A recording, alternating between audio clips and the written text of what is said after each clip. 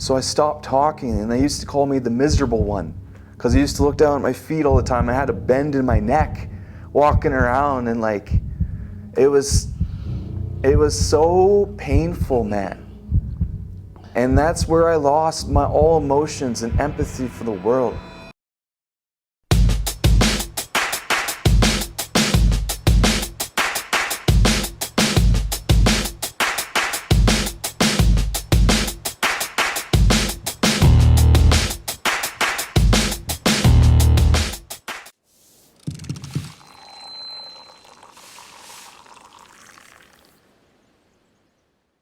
Welcome everyone to another episode on Coffee with Kuda. Today I'm excited to introduce you to an individual who is a huge advocate for the addictions and mental health field. I'm excited to introduce you today to Corey. How are you today? I am swell, buddy. How about yourself? Doing really good. Finally, we are connecting through, man, it's been a while, LinkedIn, liking your comments, right? But it's been a pleasure to finally getting to know more about you and just getting to know your story.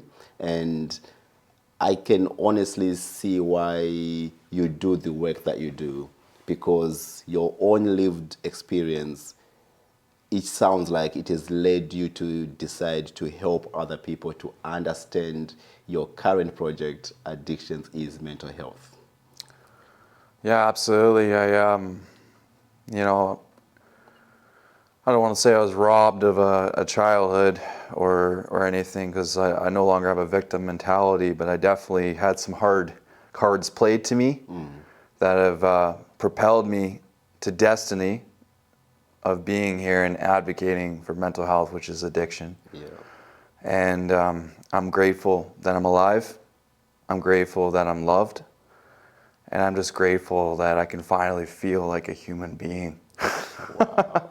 I think that comment of you are grateful that you are alive can be taken lightly by some people, but I know from what you told me, right, that you've been through gang life, you've been through abuse, and you've been through the streets generally, right? So I don't want to take that sentence lightly, because I know it's huge, of course, which we'll get into. Yeah, absolutely. It was an autonomous journey that I was constantly reacting to every single day and not thinking about the next day, just constant survival. Whether it was financial, having a house to like stay out of the cold, whatever it was, it was hell. Wow. It was absolute hell. And my emotions when my childhood got turned off because the pain was so great that my coping mechanisms was complete detachment and disassociation from both my body and who I was as a person. We're going to go step by step. I know you were born and raised in Ontario. I was born on a military base till I was 9 years old. I was a base brat in Wow. Shiloh, Manitoba. Okay. And then I actually transitioned to Hamilton, Ontario in 1999 after my father was medically discharged, doing workup training for a UN mission, blew out his knees. And, we had to go to a civilian lifestyle. And essentially what happened is my grandfather, who I didn't know even existed, came out of the walls somehow and told us that we should come to Hamilton, Ontario, and it's got a great house set up for us and everything. And it ended up being a big fallacy, a big lie, and it was subsidized housing, it was the projects. So my father's first job, from going and being a leader in the military of the Canadian Armed Forces to evicting families and asking for rent and checking meters in the projects. So, of being there of just a month, I made some friends, but then my dad had to start doing the hard work and knocking on the doors in a very impoverished area. So a lot of these families unfortunately had to get evicted, and my dad was the messenger. So it went from being verbally abused to getting physically abused by 3 different families specifically. I went from being in a very beautiful, family-orientated community on the in the military life. I came here and I got thrown into the ocean with great white sharks. Kids that had so much trauma that I never saw or witnessed before. And they started putting all the emphasis on me.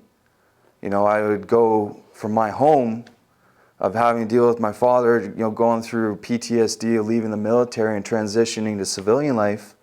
So there's a lot of yelling and there's a lot of, you know, abuse in different ways. I would go to the bus, and when I go to the bus, the kids are there waiting for me, beating me up. And I go on the bus, so I was getting picked on. I get off the bus to go to school, I'm getting picked on. I'm getting beat up at recess. You know, this happened for a year in this complex. And in that time, I went from having innocence to losing everything, to not being able to sleep, to having insomnia and fearing every single day like it's a threat, to not liking who I was. I used to want to be a movie director. I had this big imagination, and I got all the kids to film movies and Lego movies and editing and stuff, and I lost that. I just started eating a ton of food. That's where my addiction actually started, was just eating tons of food as comfort food. We moved from the complex, and my dad was trying, because he knew how bad the situation was with me.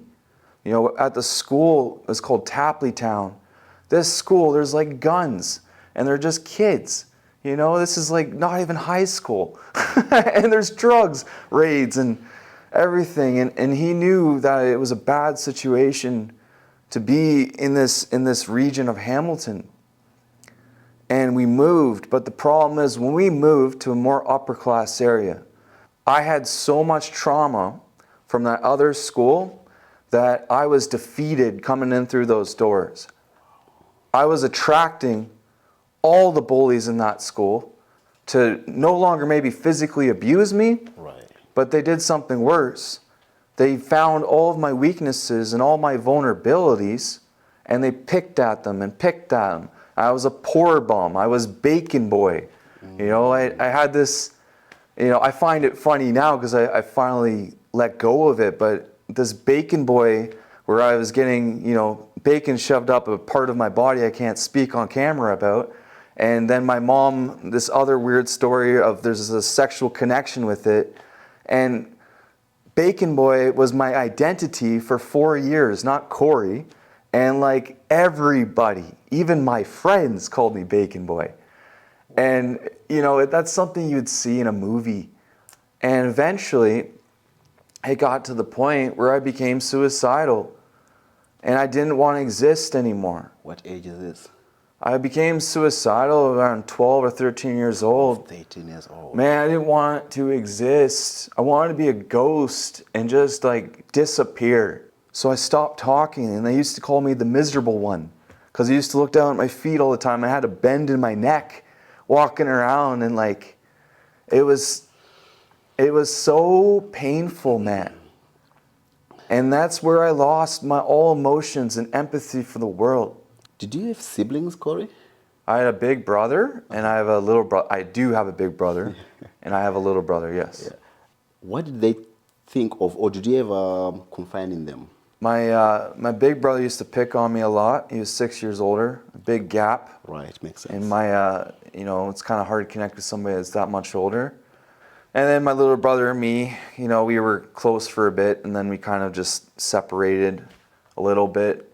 There was times where he didn't know any better, but he would kind of even like support the bullies a little bit, you know, like, because it was always a group collective that was targeting me. It wasn't just like one specific person. It was a role model that was able to gather everybody in the community and target me. Okay, so I'm going to slowly move on to, because I was up to 13 years old, and this is what you're saying, now I've lost empathy to the world. Yeah. I became a demon. And it's because everybody told me I was. So this just kind of led me to a point where I stopped caring. I said I tried being good. I was innocent at one point, but you guys keep hurting me and hurting me and hurting me. And that's where I wanted to start hurting people back too, because the pain started getting inside me so bad that I stopped caring about myself. I was dead, completely gone. And the pain just took over.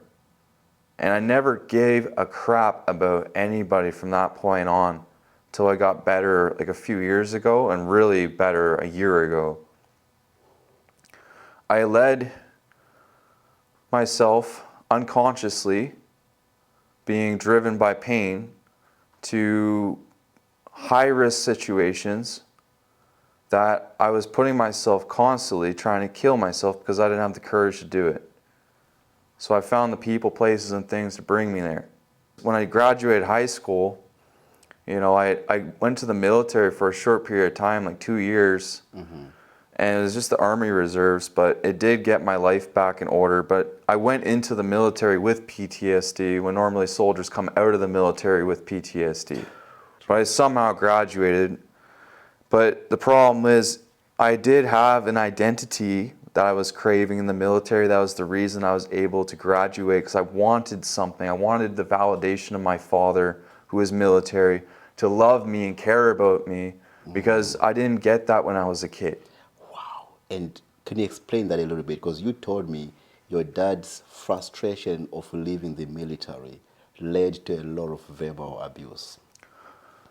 Well, I mean, like, and I just want to like lay this out here. This is like not me like being victimized, but I completely forgive my father. Absolutely. He had a complete hard life.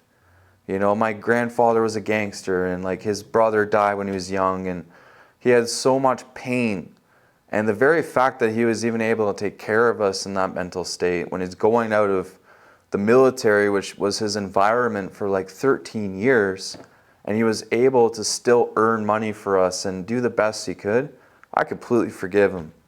But he definitely was very abusive, mentally, physically, and he didn't know any better.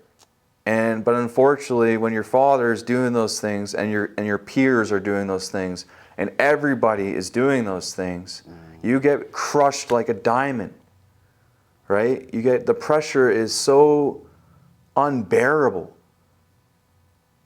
So I stayed in the military for like not even 2 years, and I just stopped going eventually because my trauma was so bad, my nervous system was so sporadic that I couldn't deal with the anxiety.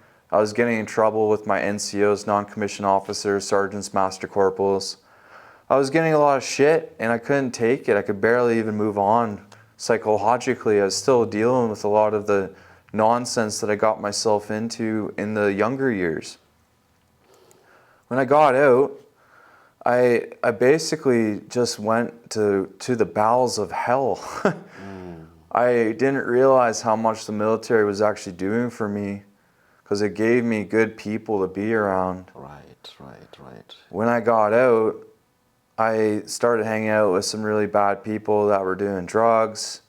First weed, alcohol, eventually cocaine. Yeah. And, I wasn't necessarily, somebody that was afflicted with substance dependency issues right away, but because I was in that environment, my parents saw that, and they basically thought that I was an addict. Right. And basically brought me to AA meetings and NA meetings and went to treatment. I went to detox. What age is this? I was 21 years old. 21. Question to you.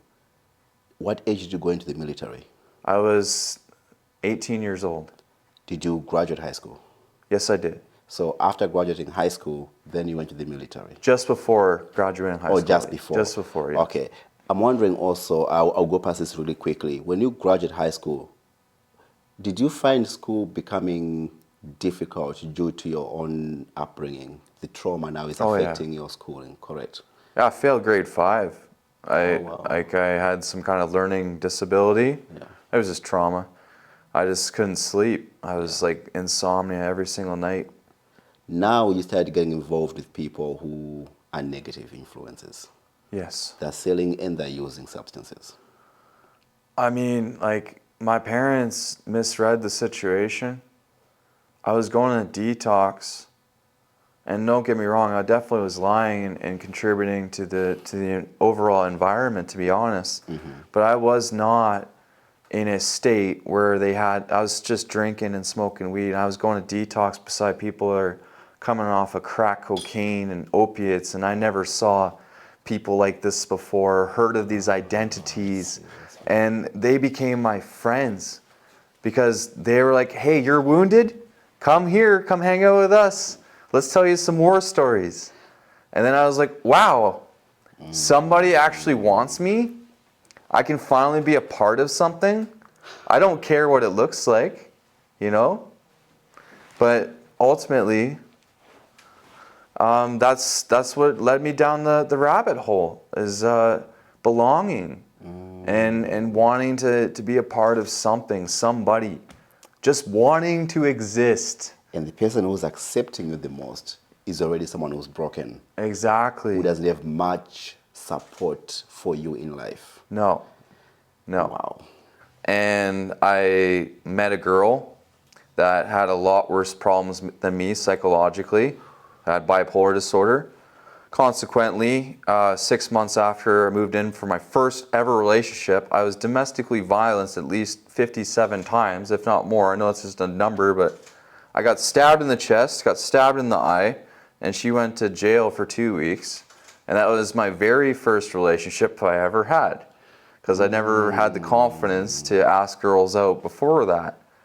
So that definitely set another bar and standard for, you know, just being volatile in every spectrum, whether it's relationships or family or whatever. I just became a demon. Man. And, you know, it led me to being quarantined by my family after my girlfriend stabbed me, my ex-girlfriend stabbed me. My mom and dad did try to rescue me. They saw how badly the situation was.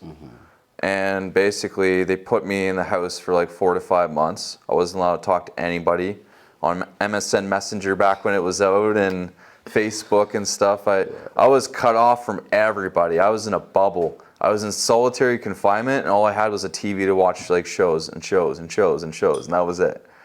And I applied for college, and my dad tried to help me, and I got accepted to college. I got the student loan in Mohawk College in Hamilton. And what happened is I finally went from like being in solitary confinement, completely disconnected from society and social environments, to going to the most social environment ever. And I was like, I'm gonna lie to everybody here and make them love me, and I'm gonna build myself up. None of these guys know me from my past or any schools. It was a complete new, like, fresh slate. So what I did is I started going to the smoke hole. And the smoke hole, for anybody that doesn't know, is where everybody goes and smokes weed and drinks, and, you know, it was behind the residence building of the college. So I was there pretty much every day smoking up doobies, and, you know, I somehow had a magnet for being able to connect on a deep level with drug dealers.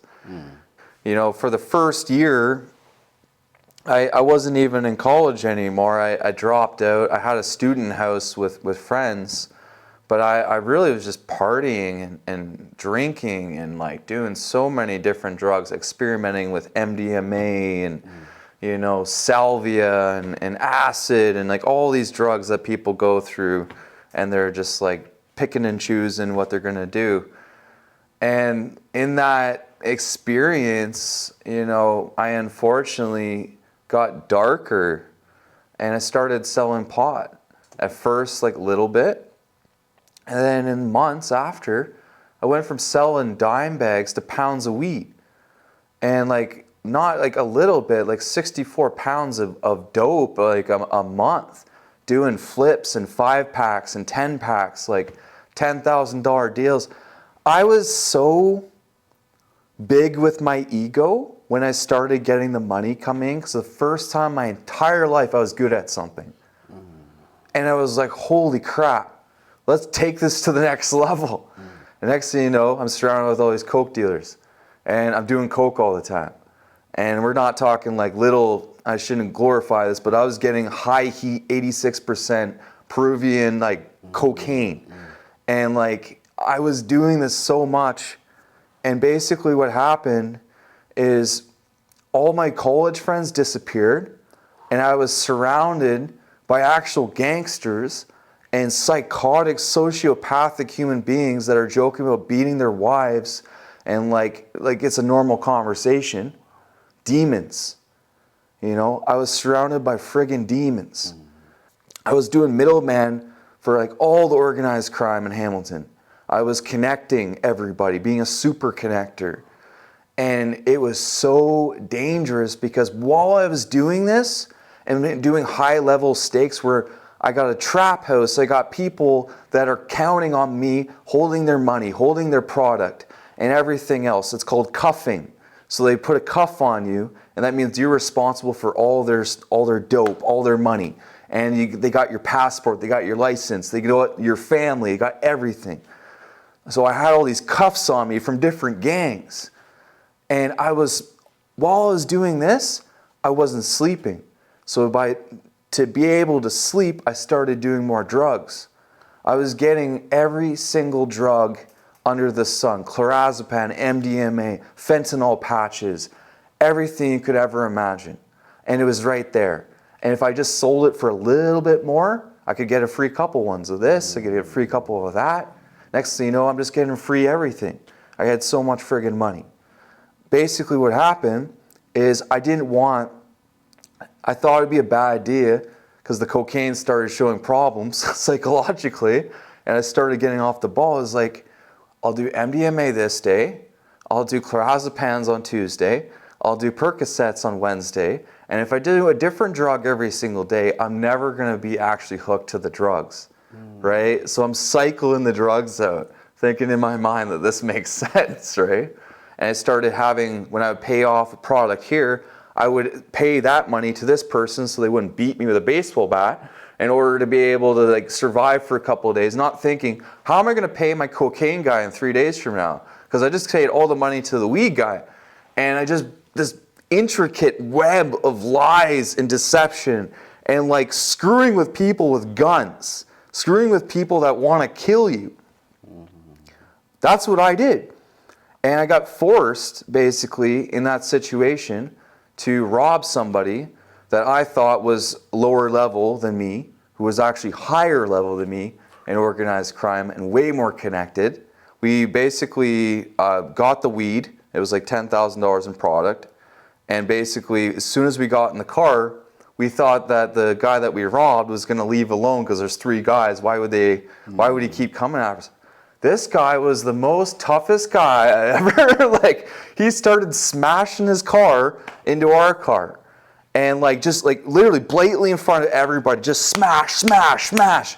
My colleagues were on ketamine and in shock with PTSD from the situation. They didn't go towards Vineland, Grimsby area. They went right towards north, what I told them not to. They're driving, I'm not. He's from Mississauga. If we go to Mississauga, we're screwed. 30 minutes after, white pickup truck, black pickup truck, we're surrounded by 3 different vehicles. We're gonna get killed because we're running out of gas.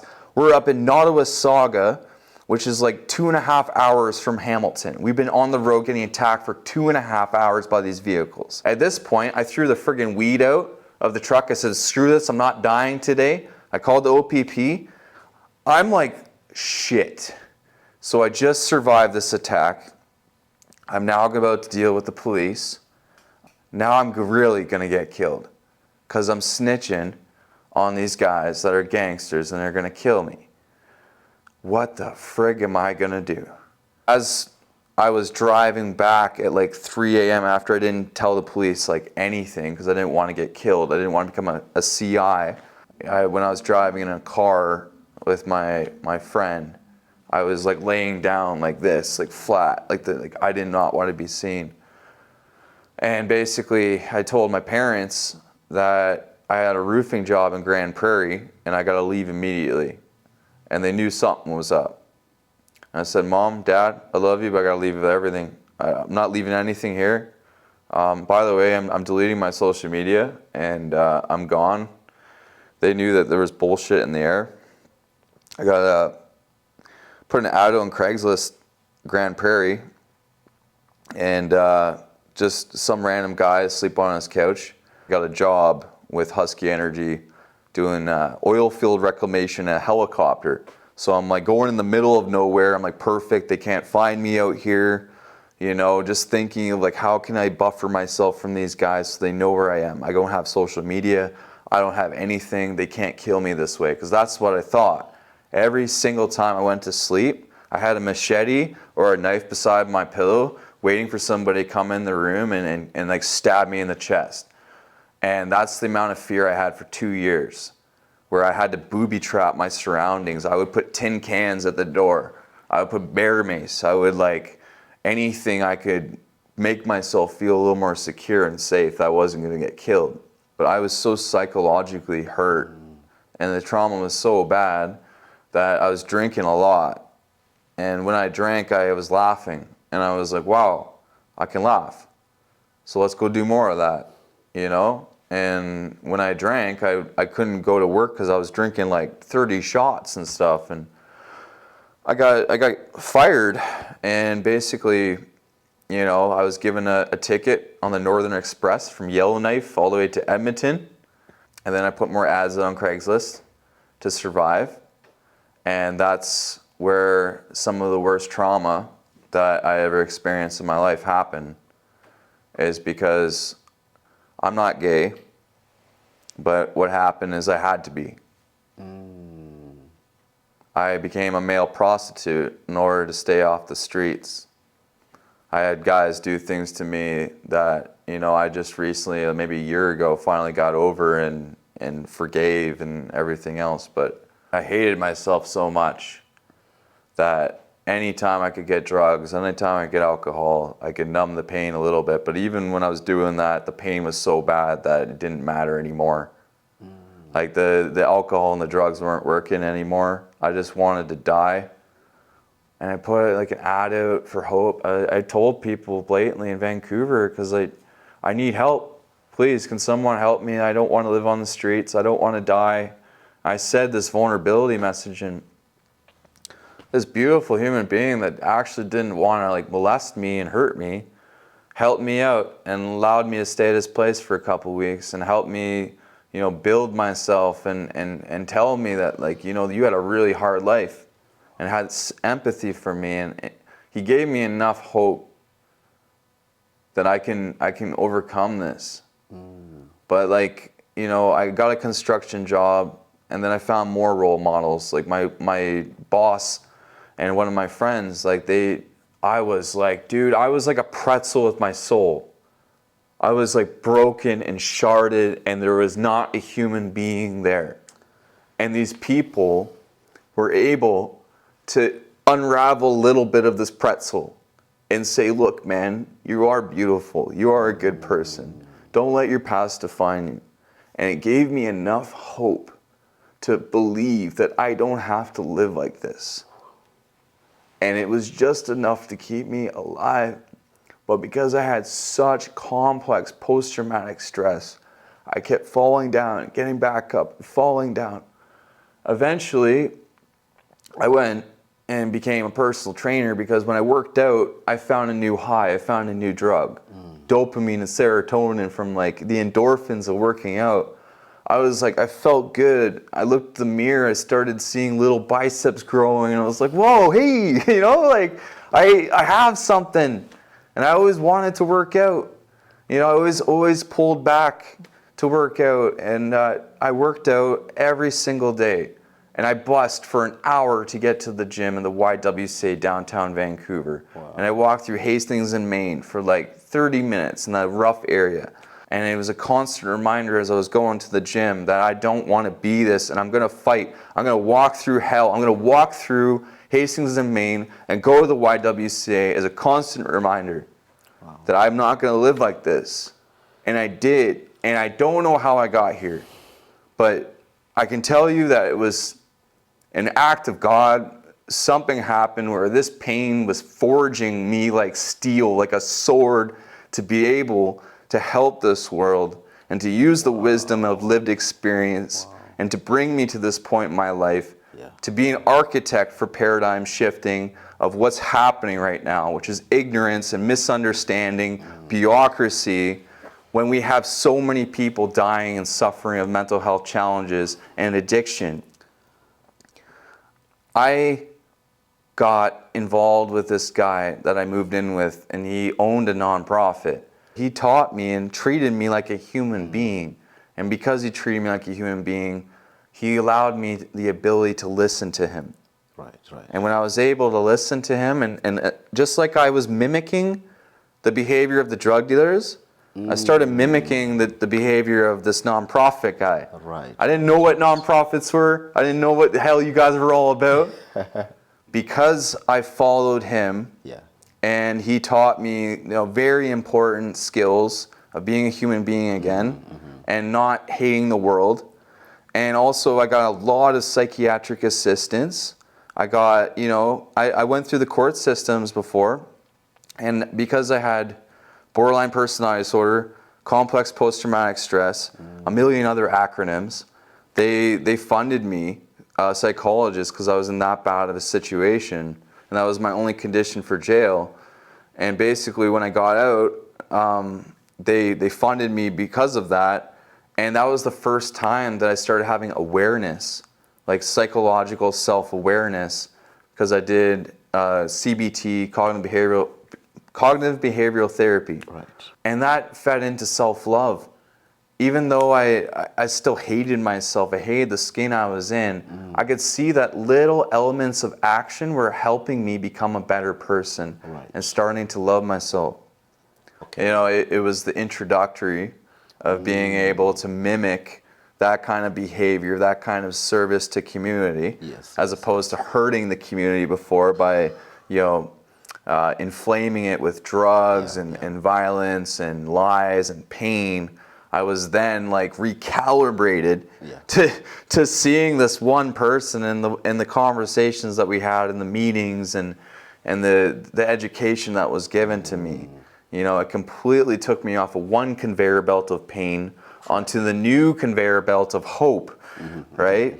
So you were supporting this individual in this non-profit. You remained a user. Yeah, But you were trying to now do better.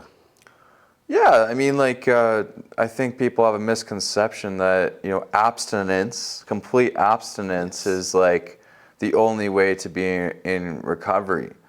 And that's, for me, I was just busy trying to survive. I was still learning, but I was making mistakes. I was going out partying with friends.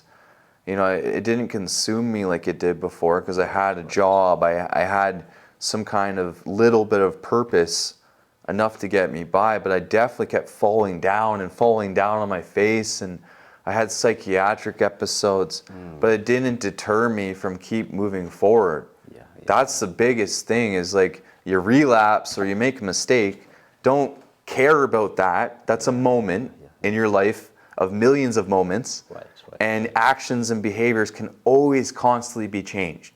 Man, I think we're running out of time now, but in our next video, we definitely need to talk more about these psychiatry episodes. Yeah. Right? Because these are some of the elements that people are not quite aware of. Yeah. And individuals experience these due to the trauma. Not even it's a hereditary. It wasn't born with a psychiatric problem, but because of the trauma you've gone through, and now the substance that you have used, now you're just experiencing these negative experiences. Yeah. So I do hope we can touch on that in the next video. Also, what I do not want to miss out in the next video is, because you spoke about earlier abuse from your girlfriend. And that is something that I think the community at large don't touch on a lot when it comes to abuse from female on males, domestic violence. So I don't want to ignore that part, because I think it's huge and it's an important part of our community to understand this happens, and it's important for men to speak up and also highlight those issues. Absolutely, for Right. sure. Do you mind if we do this again? Sure, Part 2? absolutely. Corey, good to see you. Good to see you, my friend. Thank you so much.